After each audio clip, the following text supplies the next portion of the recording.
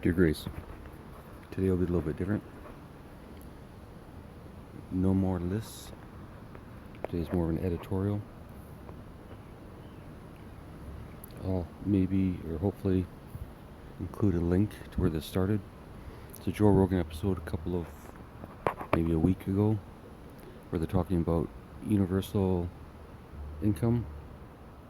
And as much as I love Joe Rogan and his show, they're not very good at math.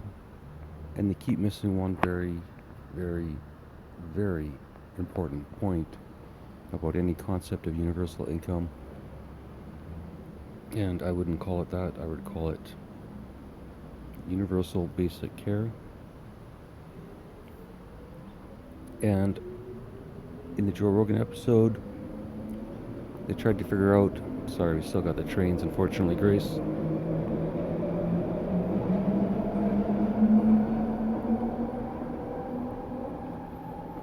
That's probably never going to change, but it's not really going to be an applause break on an editorial, but who knows, maybe editorials get applause breaks sometimes.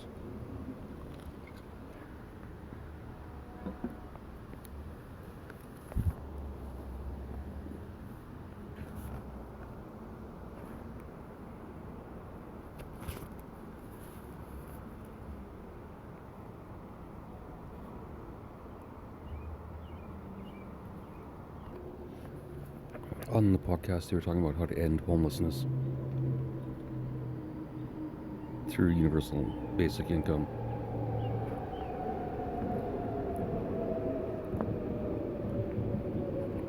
The problem is, Joe's being way too fair, and to give everyone, so their calculation, I think they're going to give 60 or 80K a year to everyone, regardless of income, which is the mistake, and that's the problem. You need universal basic care, not income. Basic care means everyone has a place to stay at night and during the day. You basically have a home, whether that be an apartment, a room in a house, their own house, or whatever. That is the goal of universal basic care. Now, because Joe's generous, of course, he thinks everyone should get it. I think he's just too high and too kind. And what he should say is everyone who needs universal basic care can have access to it. So this is my logic and my concept.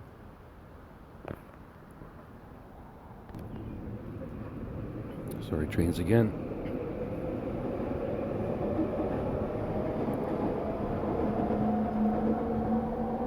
It's my concept for ending homelessness.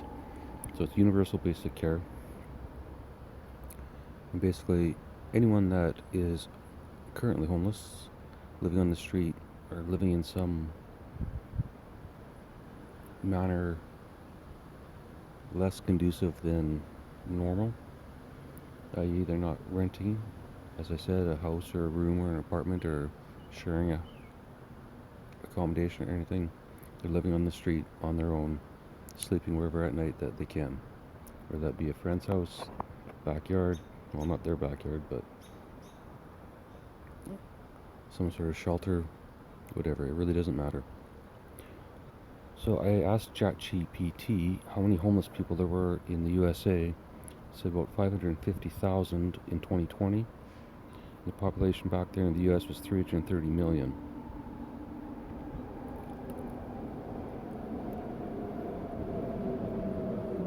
So of course, when Joe did his calculation for universal income for everyone, he included everyone in the United States at $60,000 or 80, whatever it was, which works out to trillions and trillions of dollars. And it doesn't even make sense, because where would the money come from if everyone has a universal income? But anyways, this is my logic. I like the number of 60K. First I did a calculation with 50K, but then to 60. So for 330 million people to provide universal basic care for 550,000 people,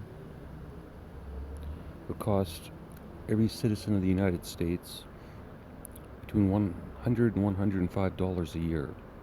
That's an approximation. Maybe it's a little bit more, maybe it's 110, maybe it's 100. Whatever you want to do, whatever way you want to round that out in your mind, Grace. I think $105 a year per person to end homelessness in the United States is a reasonable amount of money. In my opinion, Grace. And I think the conversation would have gone a lot different with Joe if he had taken this approach. Because now he's in a position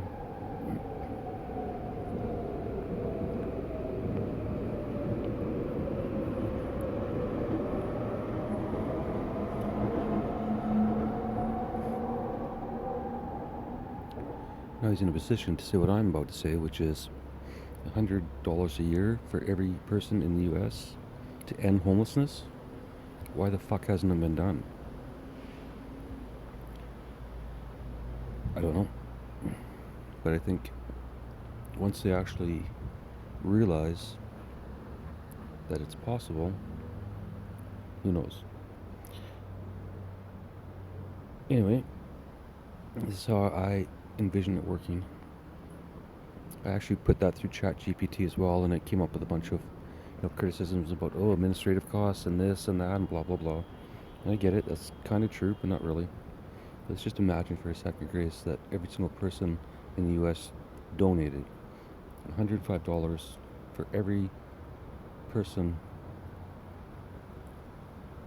It's only $105 a year, by the way, Grace.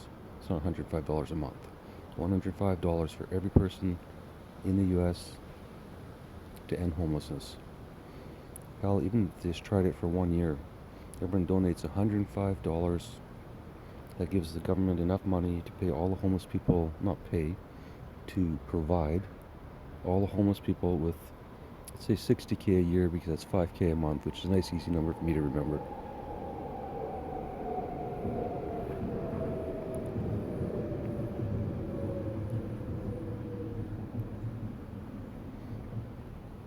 Now, I know a lot of people listening would just say, that's a waste of time. They're all a bunch of fucking drug users, and they're just going to spend that money on drugs. And to that I say, that's their fucking choice.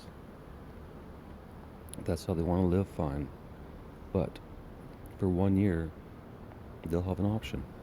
For 1 year, if they want to get off the street, they can get off the street. $5,000 a month is enough to get a cheap hotel room and get off the street. More than enough to get an apartment, especially if you join forces with two people. If you're a couple on the street, it's 10 grand a month. That's enough for a lot of things. So, I'm going to make some notes, Grace, as I'm doing this.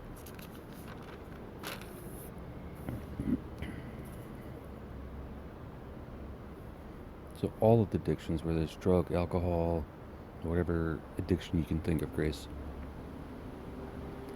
most of those come from, actually, Grace, it doesn't matter where their addiction comes from. I don't care. But I do know the chances are most of them do not want to be addicted. I've never met anyone who wants to be addicted. I've been through rehab. I've met people in rehab. I've met people in detox. I've been through the whole system, Grace. I know what it's like.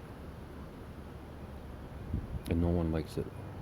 No one likes being addicted to anything, whether it's a drug or an action or behavior.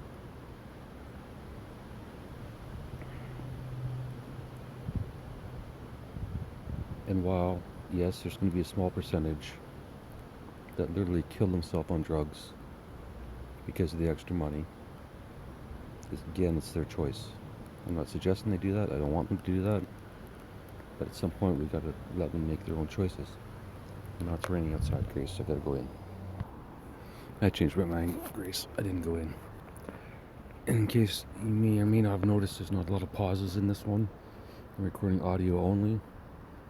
And I'm stopping it, not for the train, but my train of thought.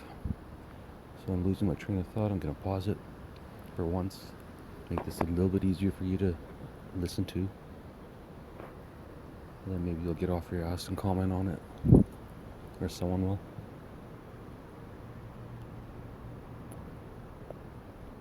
So I think this is a hell of a good idea. And I think it's doable. And although it would be easier to do it with the government, it's doable without the government. An organization could be started tomorrow, and every citizen in the U.S. could donate $105, and within a year, everyone would be off the street and have an opportunity to rebuild their lives however they see fit. Not by the rules of the government, not by the rules of society, not by any regulations. It's simply, we believe we are human. We understand you've gone through some shit. We're going to help you out for the next year with that reasonable amount of money that would change lives. And not change lives in a stupid way like the lottery. It's just giving them a break. It's giving them a chance to regroup. It's getting them off the street. It's getting them cleaned up. How many people in the street right now would take a job if they could? Even one they didn't like, even a menial job. But they can't get clean enough either through addiction or just physically clean enough to get a job.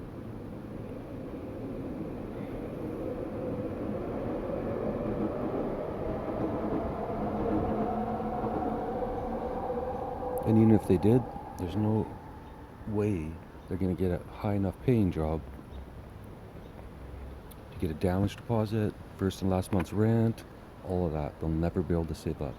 The best they can do on the street is get a job, get a cheap motel, maybe move in with a friend, pay them a bit of rent. That's about the best they can do, but it never gets them out of that situation. Unless maybe their plan is to, work at McDonald's and then in 20 years become a manager. Ain't gonna happen. And even their managers get paid shit, so it doesn't matter where you go. You're not gonna start ground level and work your way up to $60,000 anytime soon. However, if you have a year to get your shit together, to get your life together, to organize your thoughts without having to wonder where you're going to sleep, where you're going to eat, what you're going to eat,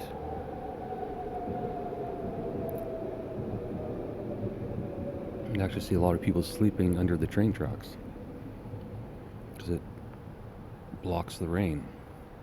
But right beside where I live, right where I walk up to the train, almost every day there's also drug users under the train tracks.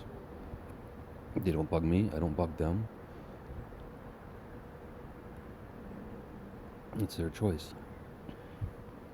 But again, I'm not advocating giving them money and encouraging drug use. If this was a private organization, the money could be handed out as well as resources or access to resources.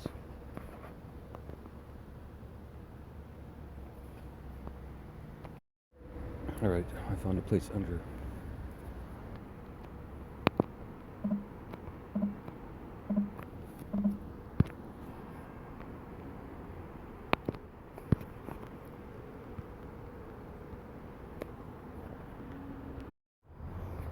I may have just accidentally recorded over something, Grace.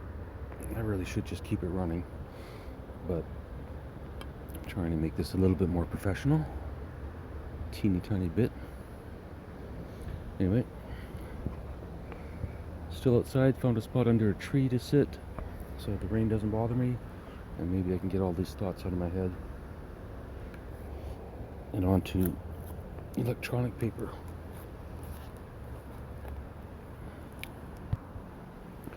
Let me run you through my scenario, Grace.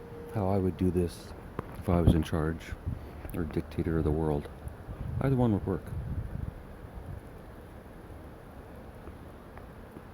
My own personal case, because I know this system as much as I wouldn't want to have government fucking around. They do already have a system for recognizing everyone who's homeless. It's called welfare. Most people that are homeless accept welfare because why not? It's free money to them, and they got no reason not to. There's no pride left when you're living on the street, whether you're a drug addict or not. So the system is in place,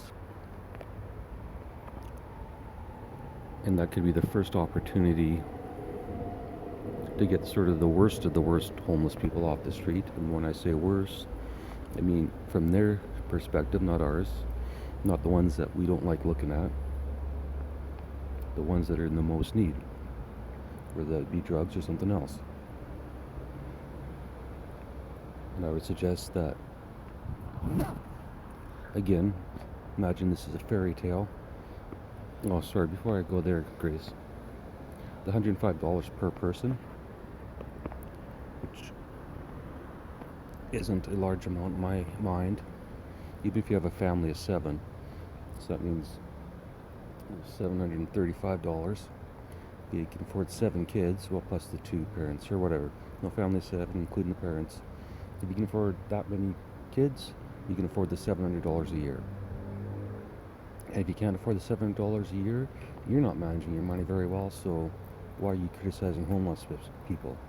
In my opinion, Grace.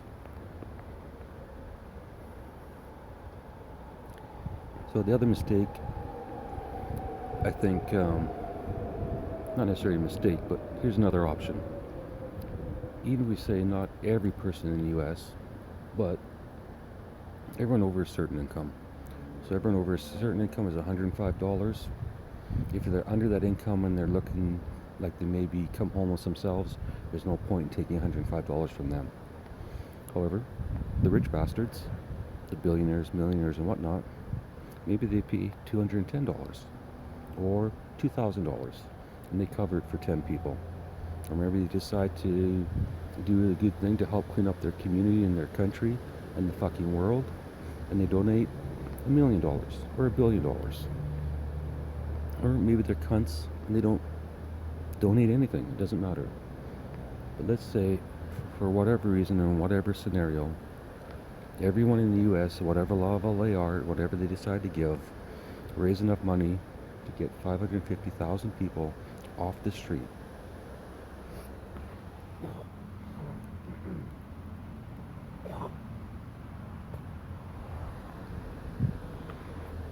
Now, ChatGPT really thinks it's an administrative nightmare, but it isn't. So again, we'll just pretend my little bubble is the entire world. And I'll guess that Canada is probably about the same sort of scenario as the US. And I bet you a lot of other countries are way less. A lot of countries living in poverty, but there's a difference between poverty in a roof in poverty, or under a roof in poverty,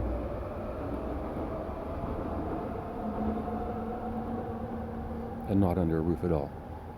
But for now, let's just say this is Canada or the US, where you have a welfare system in place, you have a disability system in place, you have public rehabs in place, you have medical systems, everything. All that's already here. It's not going to cost any extra. But what you don't have is you don't have a person living on the street who has enough money to get into rehab unless it's the cheapest rehab possible and paid for by the government. And those rehabs suck, Grace. Because they're also, in my province, those are private businesses. Those are not government-run facilities. Those are private businesses. Some are non-profit, yes, non-profit, but the director drives a Mercedes. So let me ask you how much of a non-profit that is, and if they're really in the best interest of their quote-unquote patients or of themselves, or maybe a little bit of both. But my point is, private rehabs are a money-making business, and I'm okay with that. But sorry, not private rehabs. Well, in this province,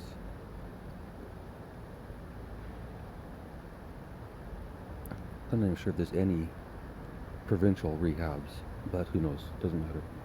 My point is, with $5,000 a month, it's enough to get into a rehab. So if you are a really bad drug user or whatever, and your only hope is to be in a rehab for 3 months, and that rehab costs $5,000 a month, well, you've got the money now. You can get rid of all of your worries for 3 months. You can go through whatever programs they offer, and hopefully at the end, you'll get back into society, or they'll get back into society.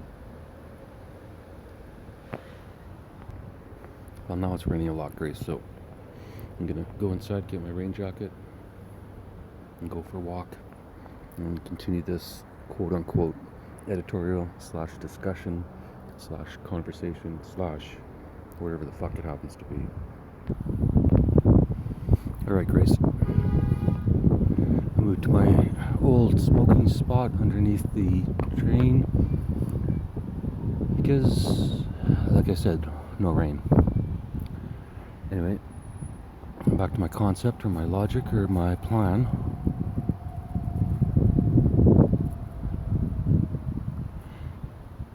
I don't think the money is an issue. I believe the number was 39 billion or something like that, which is way less than they spend on nearly everything else in the US. But again, forget about the US. Let's pretend that number is the same for the province of British Columbia. Can't speak today.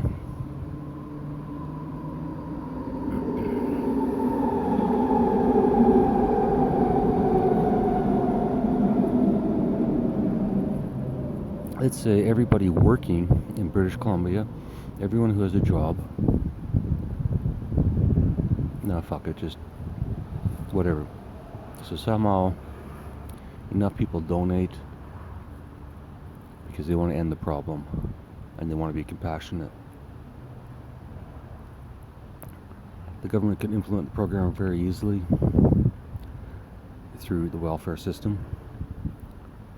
If they started with the welfare recipients first, or basically walk around the streets. They could literally walk around the streets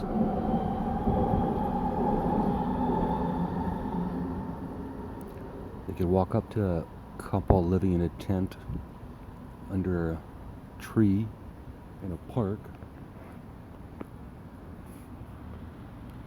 and say to them, we see you're in a situation, we'd like to help you, are you on welfare?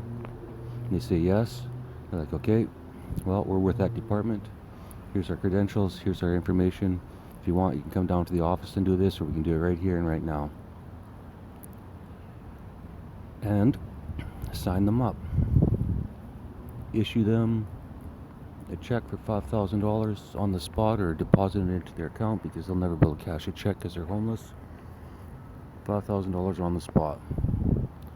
And, you know, they could be kind and help them to a motel or something too, but the homeless people are pretty resourceful, and I think if they had $5,000 they could figure a way out. Or if there's two of them, that's 10 grand. There you go, you're good. For the next month, you can stay off the street, you can go get cleaned up, whether that's mentally cleaned up, drug cleaned up, physically cleaned up, doesn't matter. You can take a break, you can relax, you don't have to worry about every single aspect of your life, and you can move forward. Because let's face it, the odds of most homeless people moving forward, getting lucky, finding a job that gets them off the street, currently, with the rents in British Columbia, I know I can't say that word, I'll go with BC. The rents in BC, it's just ridiculous, it's impossible. And where does all that money go? Somebody's making money. It's not like BC is poor. And I don't know what the number of BC is, but again, it doesn't matter.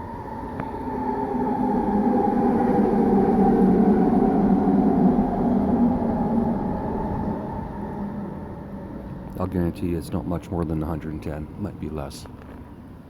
Even with the exchange.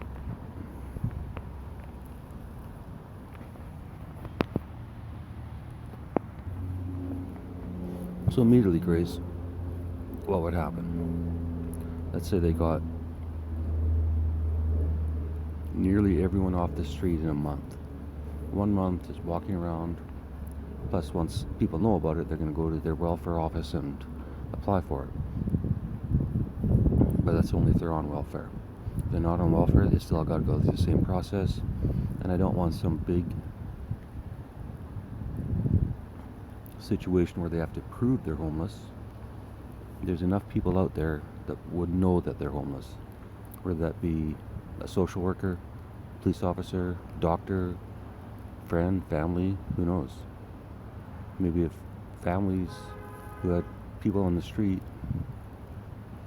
had this resource, it could help them get off the street. How many homeless people are on the street because they don't talk to their family, because they don't want to live with their family, because they'd rather be alone. And that's not always a mental health issue, Grace. It is sometimes, but not always. For some people, this planet is just too much.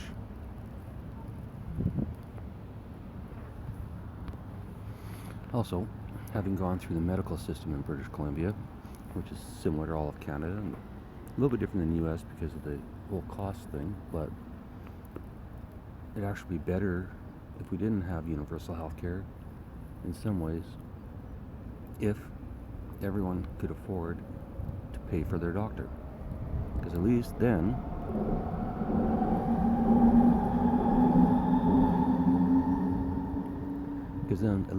they could actually get some action from their doctor. Because in Canada, it's more like a begging game than a healthcare game. You go in, you say you've got a pain or this or that. They ask you a million questions, and they try and direct you into their treatment. You went in there and said, look, I have this, and I want to be treated with that. They'll ask you so many fucking questions and make you jump through so many hoops that you may or may not get it. I'll give an example. I was diagnosed with ADHD. I don't think I have ADHD. Although if you listen to all these podcasts, you may disagree.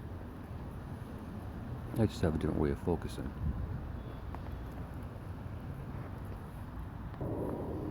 But I fit all the symptoms of ADHD, or I had or have all the symptoms of ADHD.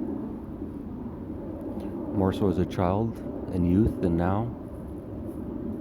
Actually, that's not true, Grace. Probably my entire life, except 4 years ago to now.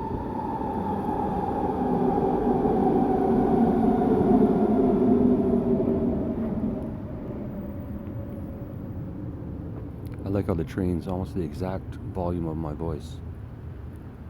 I'm just watching the red lines as I record this, Grace. Maybe what I'll do is just play back this recording for the video. Anyway, where was I? See, ADHD. I knew or suspected or hoped that maybe the ADHD drugs would help my inability to focus sometimes, or my ability to only focus on one thing and not balance out. But I realize now that's all bullshit. However, the only reason I know that's bullshit is because I had the time to figure it out on my own. I had the time to sit back without a job, without a wife, without anything distracting me, to figure out exactly who the fuck I am and who the fuck I want to be. But I couldn't have done that without the time, without the space.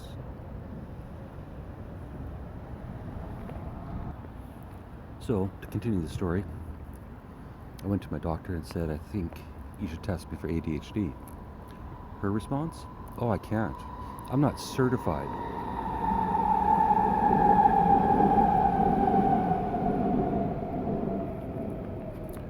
She wasn't certified to test me for ADHD. All she could do is recommend me to a psychiatrist to do the job. Okay, I thought. So I played the game.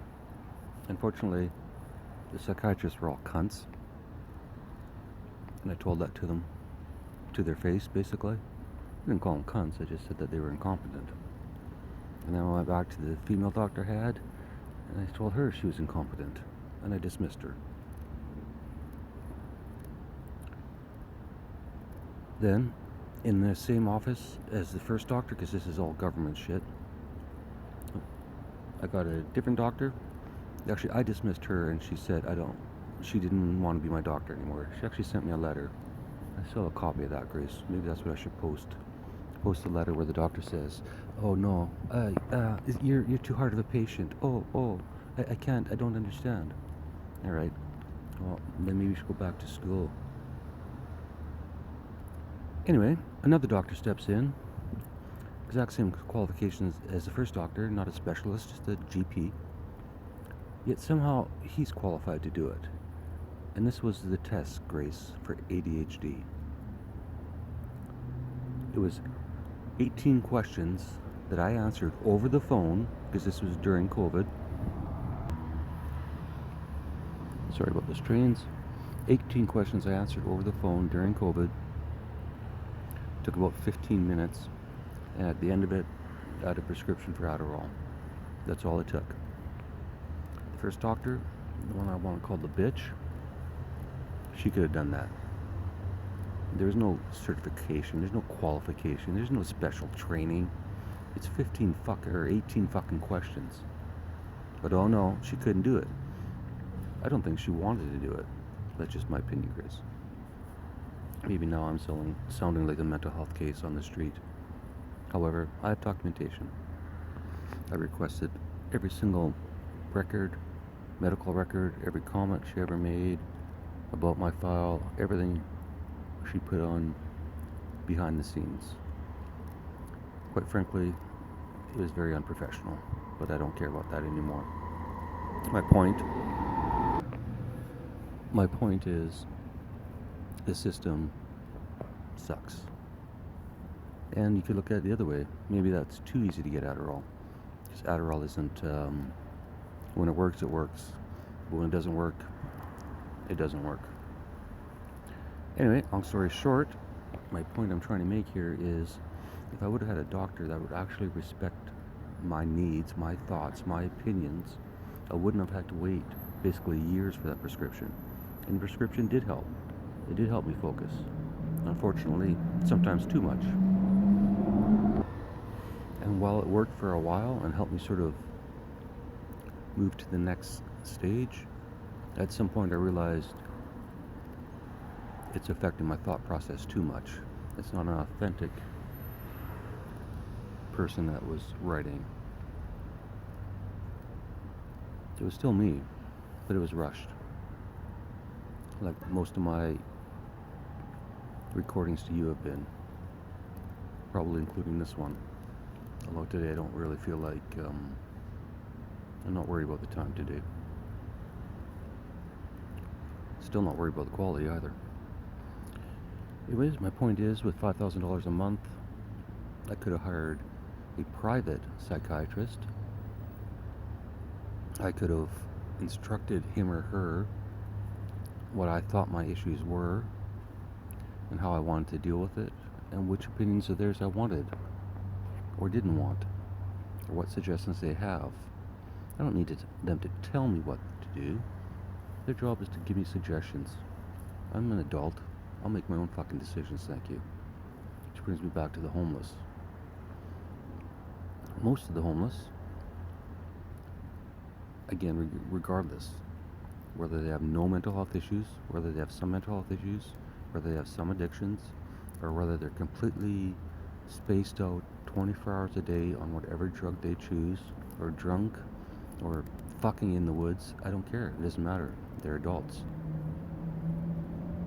They went down a path that probably wasn't their choice. And for anyone to criticize someone like that,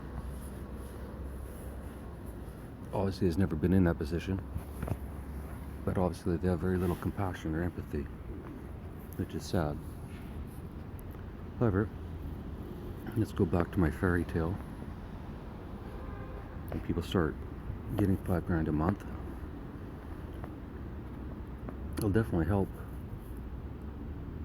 the economy, because that $5,000 will be gone at the end of every month. Be spent at businesses, hotels, rentals, whatever. It's all going right back into the economy. It's not like they're going to open up a savings account and just collect it. This is for people that are homeless, people that have been verified to be homeless. Again, not through some extreme process, but a simple verification. So once their universal basic needs are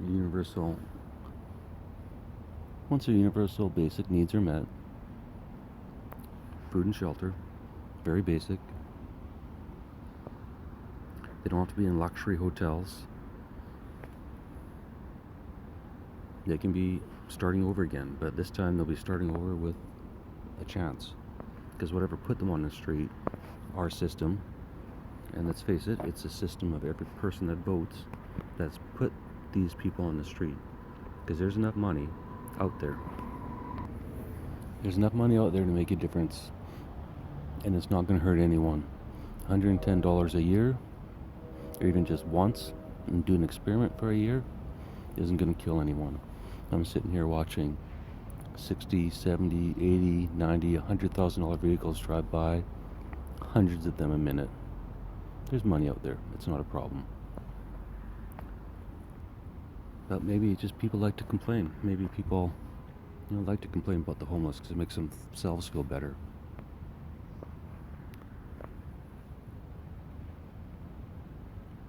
But most of these people are working paycheck to paycheck.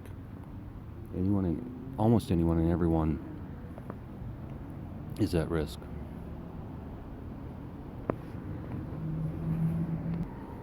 I'll bet you more people in BC have $40,000 worth of debt than $40,000 worth of savings.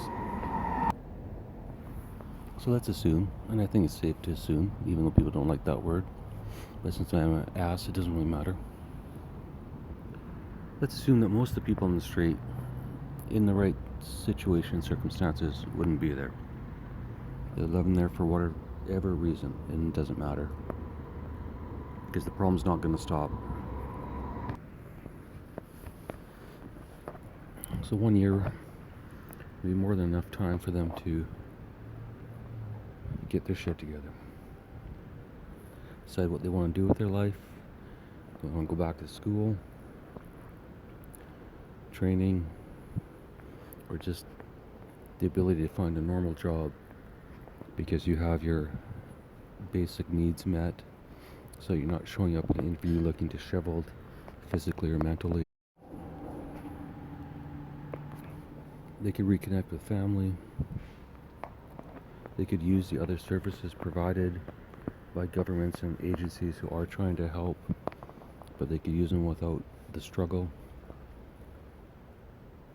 And once you get a lot of the people off the street, then the resources that are left can be used more efficiently.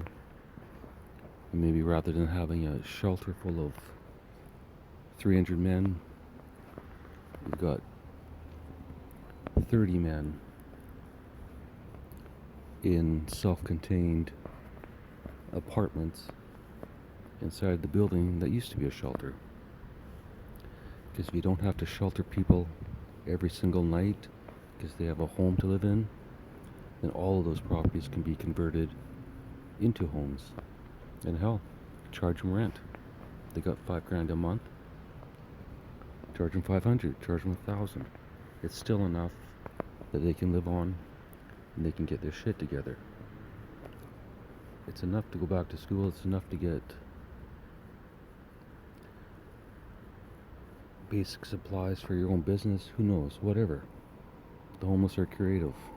They have to be. It's the only way they can live, survive. But why? What purpose does it serve to have people living on the street? How does it help anyone? I really realize it sounds like I'm mostly just bitching and complaining. And even if it was just an experiment, a 1-year experiment, a lot of people with that sort of money, 60 grand, could live on half of that and have enough for 2 years. Or, like me, they could live on a third of that, or almost a third of that. I live on $1,500 a month, rent and food. That's all I need. And what does that do? What did it do? It gave me the space to think and figure out my own shit, which I think most people can do if they're given the opportunity. The problem is they're not given the opportunity because they can't get out of the fucking hole, and whatever that hole may be. I don't give a shit. It really matters. It does not matter. The reason for the homelessness should never be discussed, or at least it shouldn't be discussed in a manner of, oh, well, they're just drug addicts. Yes, they're drug addicts. Some of them. but they're also people. And they're someone's son, daughter, brother, sister, whoever. It doesn't matter. Why doesn't the government do something? I don't know. How is it in their best interest to leave people on the street, have everyone complain about it, and do nothing? The Canadian government, BC government, they own lots of buildings. Thousands and thousands of buildings. Hundreds which are empty. Sitting empty. If they really wanted to help, they could. But they don't. Why? For the same reason it would be almost impossible to convince every person in the US. For the same reason why it would be almost impossible to convince everyone in the US or Canada or anywhere or any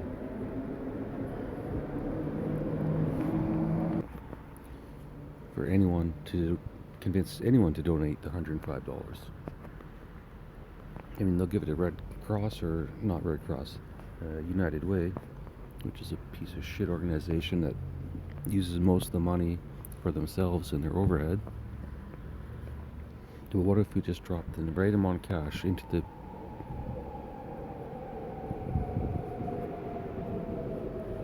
BC welfare system,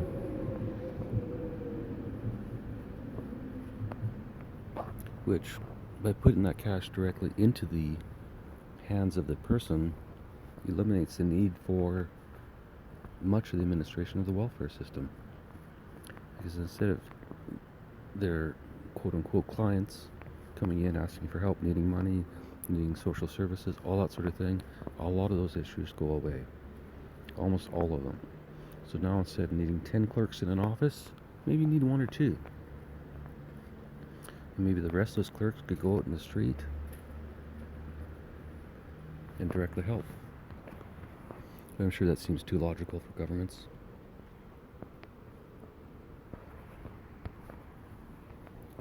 The cost of healthcare would go down. Maybe not initially. There's probably going to be a few or a lot of overdoses. But again, that's their choice. Because given the chance, whether this system or some system like this gave them the money, or they just stumbled across it, they would take the same action. However, I believe most won't. They have the opportunity, safe place to live, security.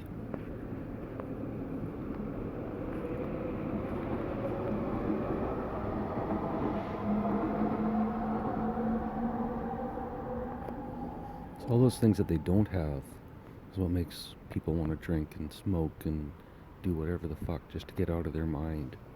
Just get through the end of the day. Get to the next day.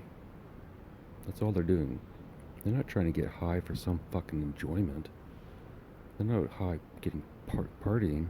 They're not at the beach getting drunk with their friends.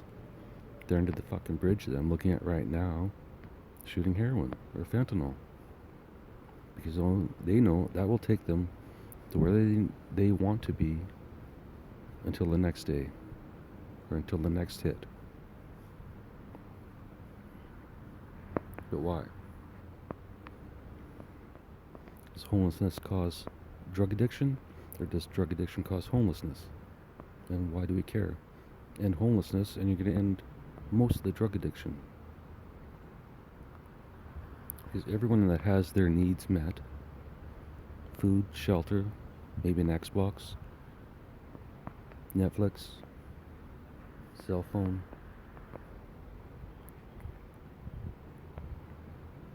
those are all things that can help. I realize those are all technology based, but hang on. There's also just this whole stigma of homelessness. And again, once they can get off the street, get cleaned up, and look normal again, that stigma will go away. It'll be their choice if they want to tell people that they were once homeless or not. There's no requirement. They can start a new life. Hell, they could change their name. Change the name, start a brand new life, brand new resume, everything. And if it was only a year, I think most people under this quote-unquote program would make a real effort to be self-sufficient by the end of the year, or to save enough money to last into the next year. As I said before, I live on $1,500 a month. That's all I need. It's not a luxurious lifestyle. I much preferred when I was living on $6,000 or $5,000 a month, but it's fine.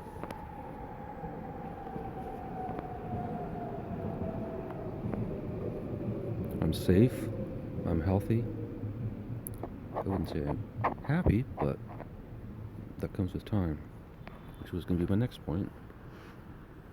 Was how on earth someone on the street meet anyone from some sort of personal nature who isn't also on the street. It's not like there's a Tinder site for homeless people to meet people with homes. How many people would... Well, most people are so scared of the homeless they just looks down at their feet when they walk by.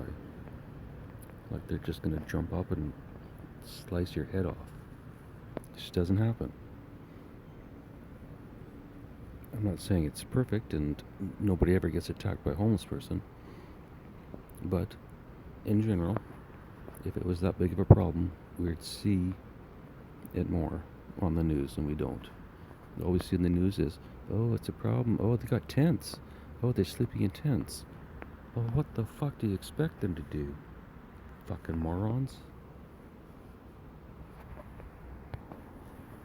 How about this? Next time you're sitting in Starbucks with your $5 or $6 or $7 or $8 coffee or whatever the fuck it is, and you donate $2 to this cause every time, because you're sitting in there bitching or criticizing or commenting on the homeless person in front of Starbucks begging for money so they can get off the street. You don't like that, but you don't mind talking to your friend about it. Put the person down, criticize them, even though you don't know who the fuck they are. And I've heard these conversations in Starbucks, Grace, and other coffee shops and all over the place, all over the internet. How many people actually know a homeless person? And if you know a homeless person, why the fuck aren't you doing something about it? If you can. But if you knew a homeless person and you knew that they could get $5,000 a month, you knew the guy or the girl just took a few wrong turns here or there, made some bad decisions, but deep down they're a good person, but through their mental health, current mental health, because they're living on the street and or drug addiction,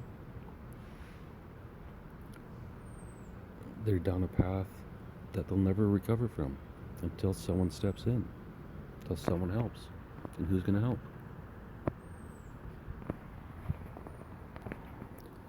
Now I'm getting a little frustrated, Grace, because I can see how this could actually work. So what else would happen if we just eliminated or removed every homeless person off the street with this system? How much less of a police force would we need? Or even if we didn't need less, they could be doing something that benefits all of the population, rather than just being security guards, which is what they're doing with the homeless. There's no point putting people in jail for drugs. Again, probably spend $5,000 a month keeping them in jail.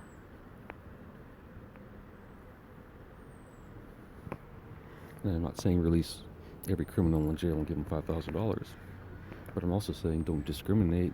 The guy on the street that was in jail is now living homeless. He isn't committing any more crimes. He's just trying to survive. Does that person deserve to be kicked in the nuts all day long? I don't think so, Grace.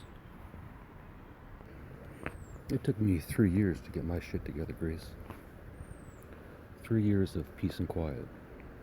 3 years of thinking. 3 years of writing. Everything.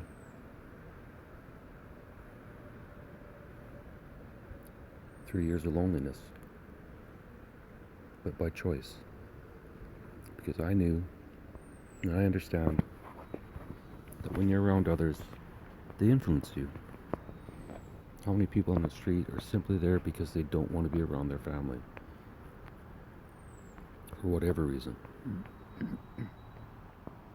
The reason is none of our business. It's none of our concern. It's their choice. They're adults. And that's my point. They're adults. We've got to treat everyone like adults. And just an adult human. Not an adult mentally not challenged, but mental health, whatever. No labels. They're just humans. They're just adults. They need help. Or this problem isn't going away. Why would it go away? What is going to change with the current system that will get people off the street? Nothing. Not a single fucking thing. So maybe everyone who isn't homeless is just a cunt. Just a cunt because they're not willing to do something about this problem. Here you go. $105 a year. You solve the problem. It goes away. The streets are safer, society is safer. Everyone knows that maybe if they make a mistake, there's a program in place to help them. And even the ones under the program can afford the $105 for the next batch. So they get a little less than $60,000 a year, but they contribute back. And tell me this, someone that's been taken off the street, they get a chance to get their life together, they get a job, they go back to school, they reunite with family, they find a friend, a lover, or whatever. You telling me those people wouldn't be grateful and they wouldn't want to give $105 or $210 or $1,000 or whatever they could fucking afford to help the next person that gets in that position? Goddamn rights they would. About half the people that were at rehab when I was at rehab were there simply to stay off the street because it was winter, and winter's a bitch, and they know the system, and it's easier for them to check into rehab when it gets cold, spend 3 months there, and then they're safe for 3 months. Yes, they go through a program, but like I say, most of these people are addicts because they're on the street. And once they get off the street, and they're fed, and they're sheltered, and they have people around them that they can talk to, and they can make friends with. Half the people in my rehab were from the street, the other half were just normal people. Some had jobs, some were there because of their job, because they fucked up in their job, but the job says, look, you go to rehab and you can keep your job. A lot of them were, not a lot, but some were there on insurance. So they had some sort of health care insurance for their job that paid for it. But all the homeless people and myself are there on the government dollar. So how it works, Grace? How it works in BC, Grace, is if you're on welfare and you go into a rehab, the rehab takes most of the welfare money. And then they also get extra money from the government, but they get most of the welfare money. You get a little stipend. Stipend, whatever it is. But there's not a lot of money you need in rehab. Everything's provided for you. Food, shelter, obviously. Emotional support, AA, if you need it. A lot of the guys just do the AA program, then they just lie, which is what I did. I went to rehab to stay off the street too. Actually, I went to rehab to get onto disability, because I knew the amount of disability I could live on. And while I could have used a rehab 15 or 20 years ago, when I did go, I didn't need it. So I faked it. I lied. I told stories. I write. I can say anything I want. I could be anyone I want, anytime, anywhere. And that's what I did to survive. Because I was at the point where I was not going to live with relatives. I was not going to live in any situation or with anyone that was not conducive to my own thinking, to my own thoughts, my own desires.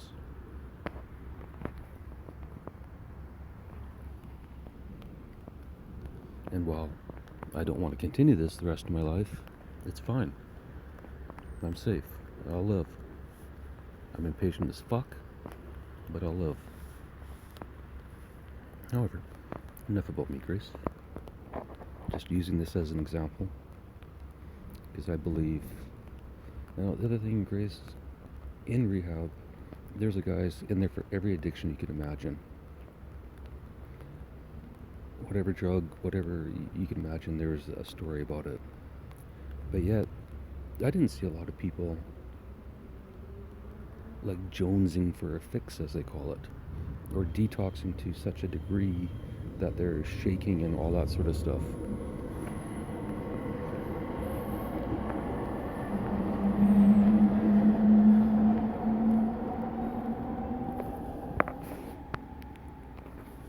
Now, depending on your age, you actually have to go through detox before you can get into rehab.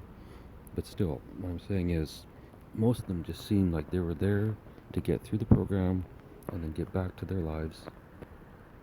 Or, in the case of the people that were there that were homeless, then they're looking to get into secondary housing, which was something I also considered too. Because after rehab, you can get into a secondary housing facility, and from there, they're often good. They help you get jobs and a lot of other things.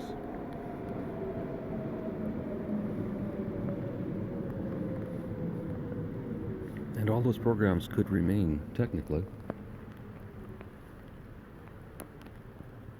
But then maybe the people that are going there are more of the, housewives who drink 2 or 3 bottles of wine a day and can't stop and haven't stopped for years. If you don't think that happens, Grace, just go hang out in front of a liquor store for a day or a few hours. Do it at the same time every day. Go to the same liquor store for 3 hours every day and record. Do that for a month. And then have your little AI program go through face recognition and see how many regulars there are. How many housewives are getting that wine, or husbands with the beer, or whatever. I don't care. Everyone's a fucking addict. Everyone has something that they do that they'd rather not do. But as long as you maintain your job and your house and everything else, then you're not an addict. See, an addict isn't about the quantity. It's about how it affects your life.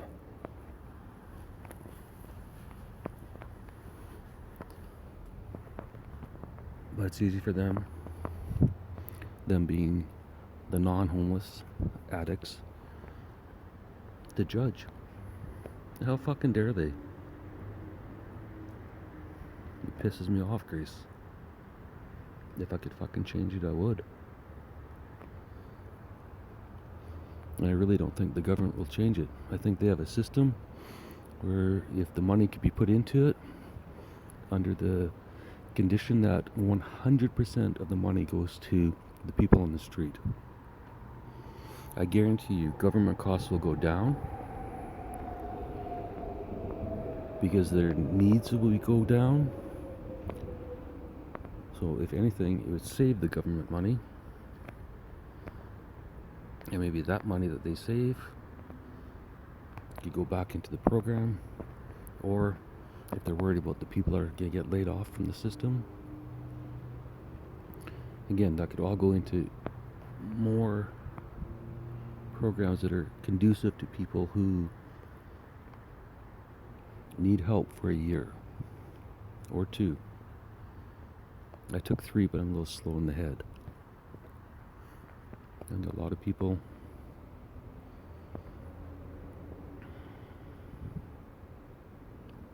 could do it quicker. I think if you ask most homeless people, there's 1 or 2 things in their lives that they could change. If they could change, would make all the difference in the world. I heard all the stories in rehab. I know what people go through. I've gone to AA meetings and sat there and listened. And the stories are the same. They're just repetitive over and over again. If AI listened to all those stories, compiled them, it could find a solution. It could find new programs, whatever. It doesn't matter. Or maybe it's a graduated system. $5,000 a month for the first year, $4,000 for the second, third, $3,000 for the third, and so on.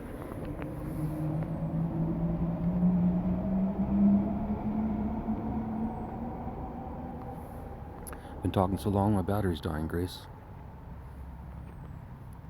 I'll be right back.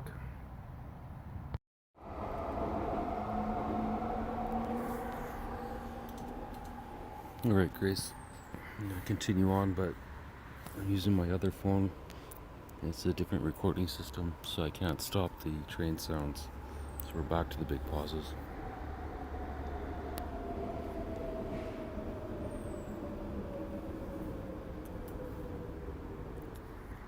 Assuming you don't mind. If you do, stop listening. Anyways, where was I? There wasn't a single person in rehab that I was scared of, that I thought would hurt me, that I thought was a criminal, that I thought was a bad person, an evil person, anything. Regardless of what stories they told about what they did to themselves or to others, to me, they were simply people who were either hurt in the past, made mistakes, went down a wrong path, and nobody is there to help them correct it. To me, that's as simple as it was.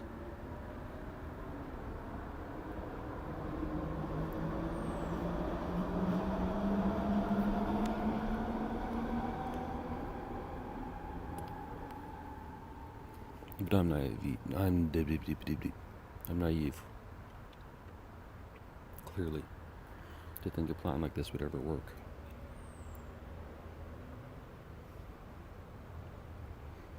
Wouldn't it be nice to know that there's a safety net for everyone? Actually, let's go back to the graduated for 1 second, Grace, sorry. Because I know everyone that's listening is like, oh, $5,000 a month, that's so much, blah, blah, blah. Look at you, Dave, you live it on $1,500. Fucking rights I am. It's my choice. But I'm also not getting anywhere. I'm not advancing. To a degree.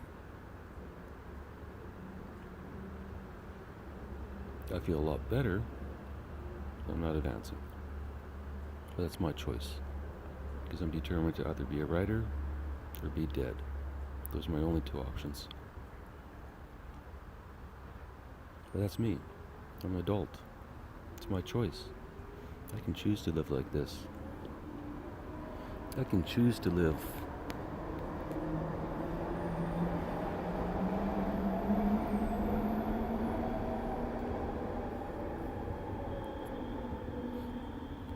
I can choose or live or be someone that someone would call ADHD or autistic or just a dumb fucker, whatever.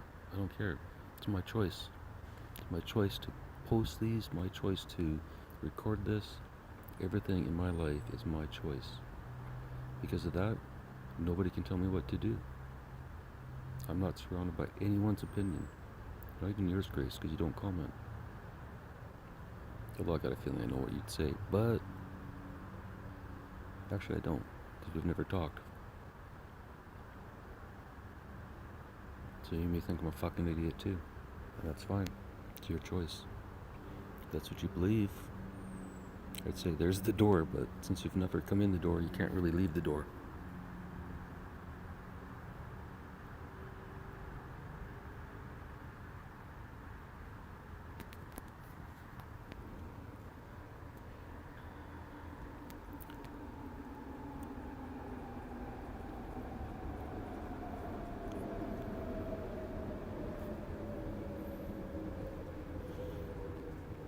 So a graduated system and give them both incentive and ability to put in place whatever they need. Let's say to live on $2,000 a month. $1,500 is not enough.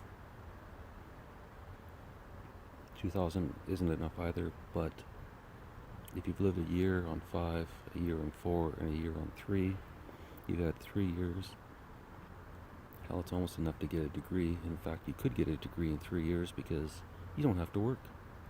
You go to school and take double the course load and get a degree a lot faster. And don't anyone say they're too fucking stupid to get a degree. Because I'll tell you what, the people I met in rehab who lived on the street were not too fucking stupid to get a degree. They were not stupid at all.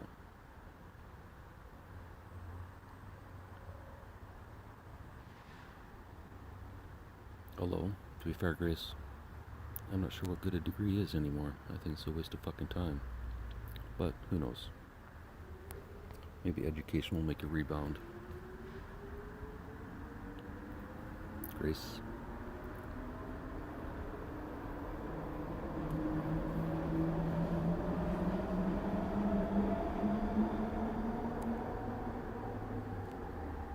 I mean, ultimately, isn't the goal that everyone has a fulfilling job, a job they want to go to,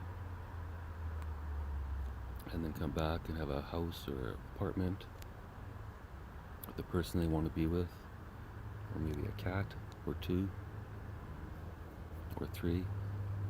Why not? It's their business. Who cares? Want to be a crazy old cat lady the rest of your life with 4 or 5 cats? Go ahead. If that's what makes you happy, do it.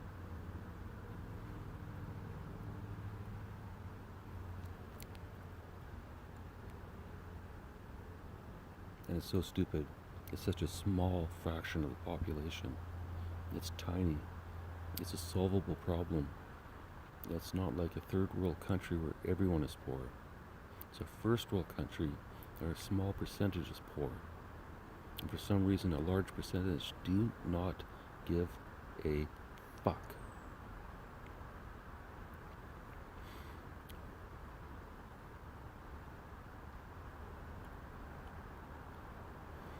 Sorry for the pause, Grace. My friend, the rat, is out checking out the backyard. He doesn't see me because I'm not sitting where I normally do, but now I can observe him. He goes on this little route. I guess he's looking for food. He's not a big rat. He's like, he's smaller than a squirrel. He lives under the house. I don't trap him. It's not my house, but I don't tell the owner.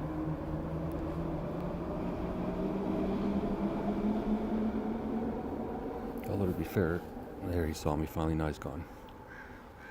I'm not sitting where I normally sit. Where I normally sit, he runs behind me and scares the fuck out of me. But I digress. Is that ADHD or is that just the environment I'm in? I'm sitting outside under a tree, beside a train, crows, rats. There's a lot to focus on. I should be doing this with my eyes closed in a studio. But that's not realistic. And I think a phone is all you need to record something like this. Because either the content is there or it isn't. Ooh. He's back. Oh, I see what he did. He went around the shed to the other side so he could avoid me. See, even the rats are smart. Anyways, back to a very small percentage of the population. And why?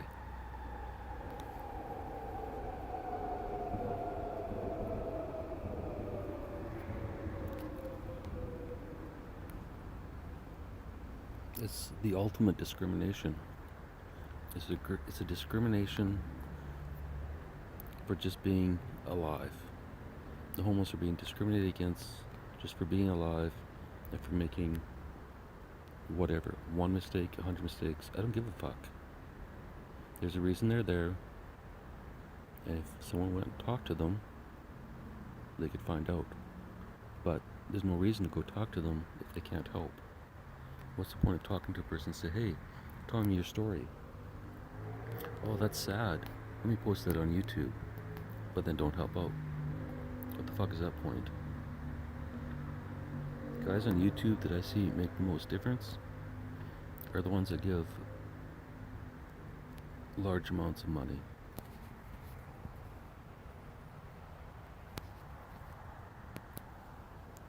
Peter Bond, he's mostly in New York. He goes other places as well. He gives $500 or $1,000. No questions asked. He does have a bit of a little bit of a routine before he gives them the money. However, the thing I noticed with him is when he goes back and he does follow-ups, as far as I can tell, every one of the people that he's helped, it's made a difference. I got a job, or they say, I got an apartment, or they say, I contacted family, or they say any number of things,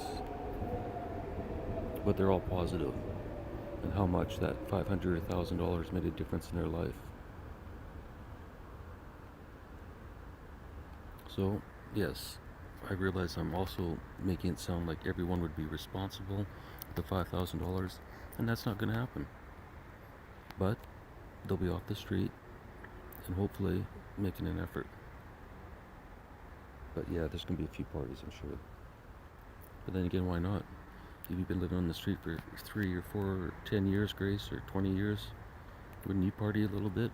Wouldn't you celebrate that you're off the street, relaxed? Who are we to judge? Which is what we do.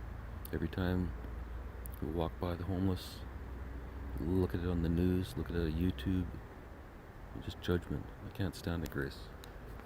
I don't understand it. Not that I can't stand it, I just don't understand it. I don't understand, this is not a $1 trillion problem.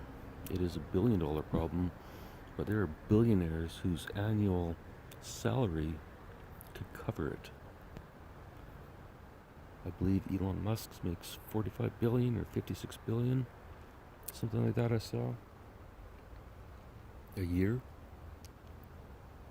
And I believe my calculation for the US was 39 billion. Those numbers line up. I'm not saying it's Elon's responsibility, but he did once say that if the program was in place, he would help end homelessness.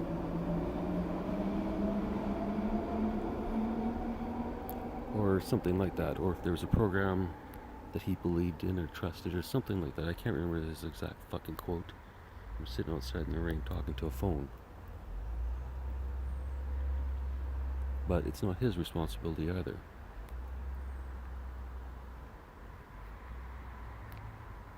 It would be nice if him and others as rich as him would do something, would get off their fucking asses, would support a program like this, whether it's through the government or whether it's just an individual organization. An organization with $40 billion to spend. And if you want to do it that way and not use the government, there are thousands and thousands and thousands of YouTubers out there trying to help the homeless, people they know are homeless, people they can confirm are homeless, people they talk to, people they get to know, people they want to help. Have them distribute it. Have them sign up the person. If you go to Peter Bond's site, he's a pretty good judge of character, as most of them are. They can help. They can sign the people up. They can get them off the street. They can take them to the hotel. That's what they're doing already. They take them to hotels and pay for 2 or 3 nights. Or if they can, a month. There's many people out there on YouTube who are doing that. The lists of people, Grace, are in the description of this podcast and every other fucking one I put up.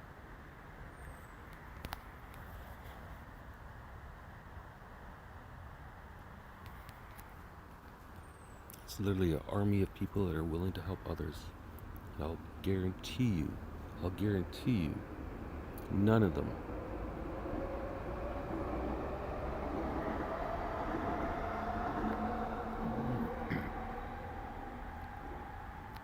not a single fucking one would ask for money, ask for it to be a job.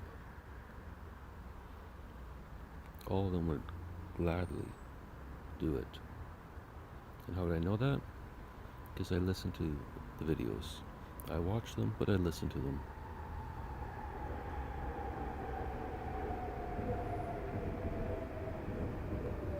If you go to any of the channels that I've listed, and you listen to them, you'll hear the sincerity in their voice.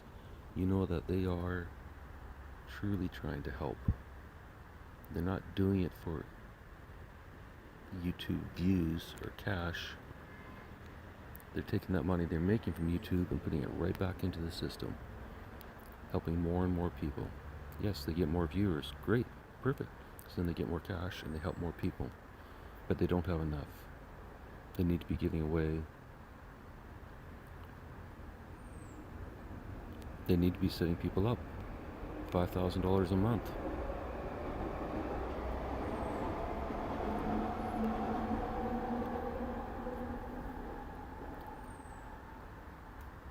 Don't you think most people would agree or understand that if they got that money and it was only for a year or 2 or 3 or graduated or whatever, it doesn't matter.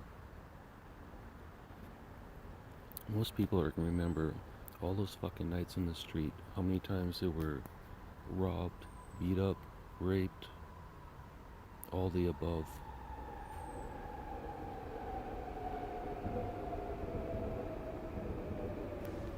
And they're not going to want to go back to that.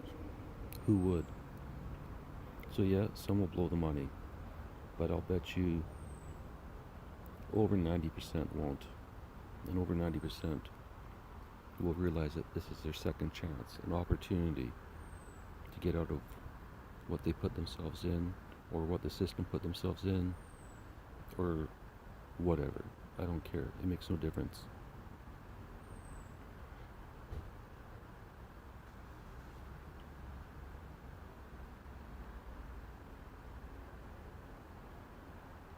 I'm a little pissed, Grace, because the more I talk about this, the simpler in my mind it is. Just imagine how many emergency room visits are going to go down because people are going there just for a night off the street.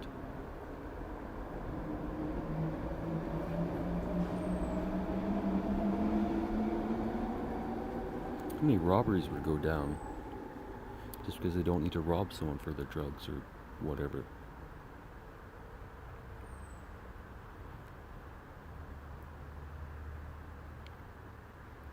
Doesn't that make sense?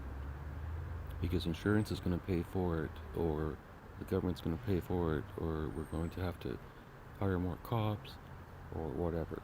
It's all going to be more, and more. But it's not going to stop the problem.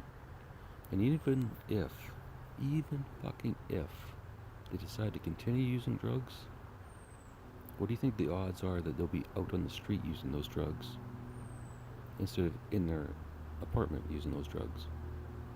And if they're in an apartment using their drugs, like what? Every single fucking person, maybe not every single person, but if they're in their apartment doing whatever, I don't care if it's fentanyl.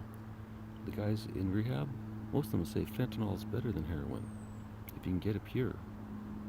Because then at least you know it's only fentanyl, and you know the amount. You get heroin mixed with fentanyl, you don't know what the fuck you're getting.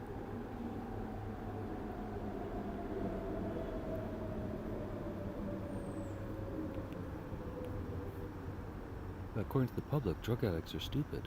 No, they're not. They know what they're doing. But if you're addicted to opiates, and you can't get fentanyl, you're going to go for heroin or whatever else you can get.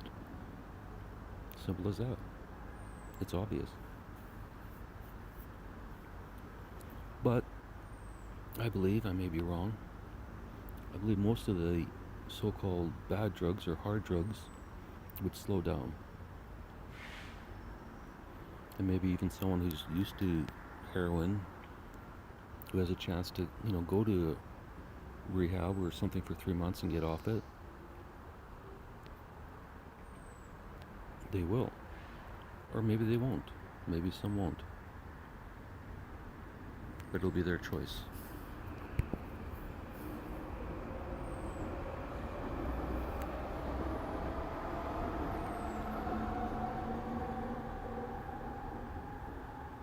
My question is, why is it okay for weed to be legal now and everyone just ties a fucking kite at home? That's fine. That's not addiction. No, that's normal. But if they do it on the street, it's a problem. It's just a visual thing. It's like people are so concerned with others' appearance and behaviors that they don't recognize their own. That's what pisses me off. And there's sources of revenue. Fucking take the money from weed taxes, take the money from alcohol taxes, which in BC are fucking nuts. Use that money. Everyone who has a house and they're drinking and whatever every night, that tax money would easily work out to $105 a year. But they don't. And now I'm just rambling, Grace.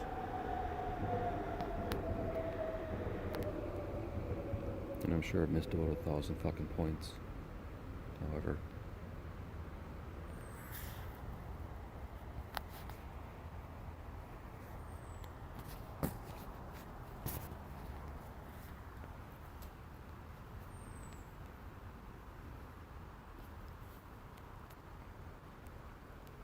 I think I'm done. I think that's my grand idea. I didn't mean to criticize Joe. I just think he's looking at it from a perspective that everyone is equal. And quite frankly, we're not.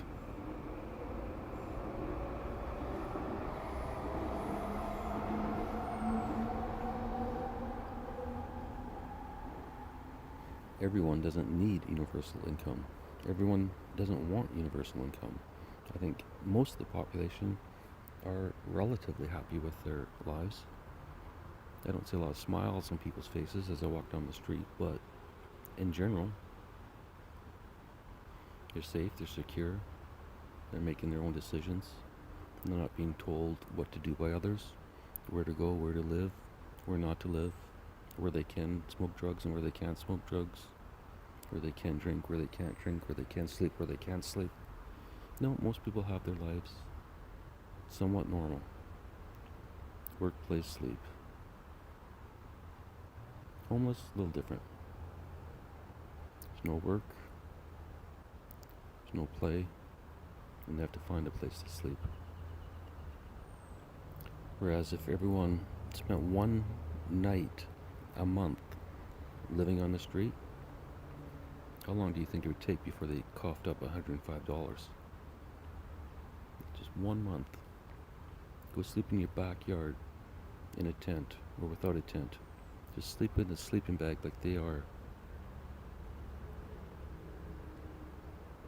But they won't. Because they're a bunch of pussies.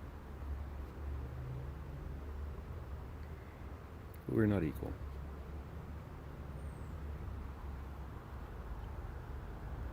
We should be. Truly evil people, sure, maybe they need to be locked up. But most of the people in the street are not evil. And most of them who you may, not you Grace, but whoever else is listening, you may call criminals or undesirables or losers or whatever, it's because you haven't taken the fucking time to listen to their story.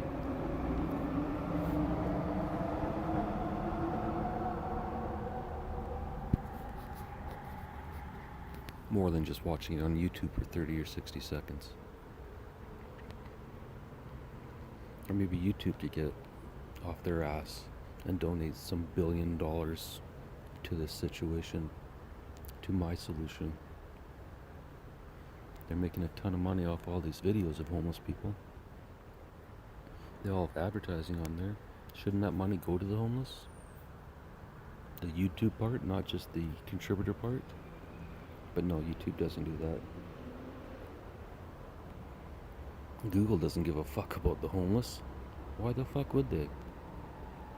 None of those organizations do. They all have the money. You telling me Apple doesn't have $39 billion lying around? Guarantee you they do. But they're cunts too, so whatever. At this point, Grace, I'm like, fuck it all. This is a problem that could fucking be solved. But nobody wants to open up their fucking eyes, get off their fucking ass, donate the fucking cash, and do something fucking about it. Talk to you tomorrow, Grace.